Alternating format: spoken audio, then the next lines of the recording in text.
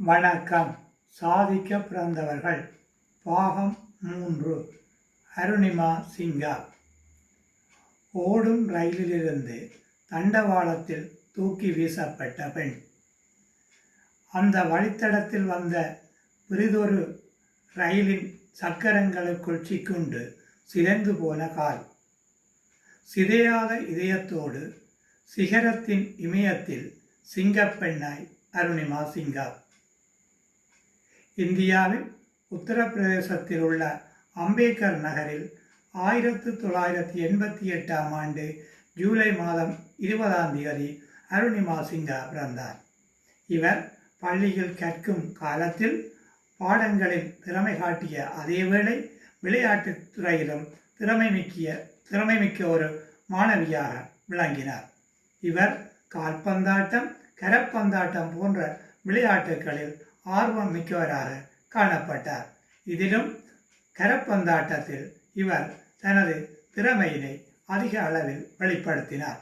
இதனால் மாவட்ட, மாநில, தேசிய மட்ட கரப்பந்தாட்ட அணிகளில் விளையாடி ஒரு விளையாட்டு வீராங்கனையாக, தேசிய வீராங்கனையாக இவர் திகழ்ந்தார். இவர் ஒரு வீராங்கனையாக திகழ்ந்தாலும் இவரது கனவு தான் ஒரு துணைப்படையில் சேர்ந்து பணியாற்ற வேண்டும் என்பதாக இருந்தது. இவருக்கு 23 வயதாக இருக்கும் பொழுது ஒரு நேர்முக தேர்வில் தோற்றுவதற்கான அனுமதி கடிதம் கிடைத்தது. இது விடயமாக இவர் டில்லி செல்ல வேண்டி இருந்தது. எனவே உத்தரப்பிரதேசத்திலிருந்து டில்லிக்கு பத்மாவதி எக்ஸ்பிரஸில் பயணம் செய்தார். 2011ஆம் ஆண்டு ஏப்ரல் மாதம் 11ஆம் தேதி இவர் இந்த பயணத்தினை மேற்கொண்டிருந்தார். நள்ளிரவு வேளை இவர் பயணித்த அந்த ரயில் பெட்டியினுள் கொள்ளையர்கள் ஏறினார்கள்.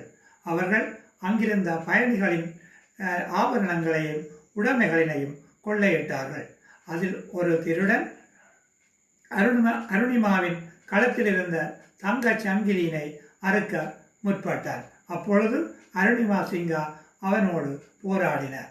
இதனால் கோபமடைந்த ஏனைய கொள்ளையர்கள் கூட்டமாக சேர்ந்து அருணிமாவை தாக்கி அவரது தங்கச் சங்கிலியை அறுத்ததுடன் அவர் உடைமைகளையும் கொள்ளையடித்தனர். அதனோடு விட்டுவிடவில்லை. அருணிமாவை அந்த ஓடும் ரயிலிலிருந்து வெளியே தூக்கி வீசினர். அவர் தண்டவாளத்தில் காயத்துடன் கிடந்தார். சிறிது நேரத்தில் அந்த தண்டவாளம் அதிர்வதை உணர்ந்தார். அந்த வழித்தடத்தில் பிறிதொரு ரயில்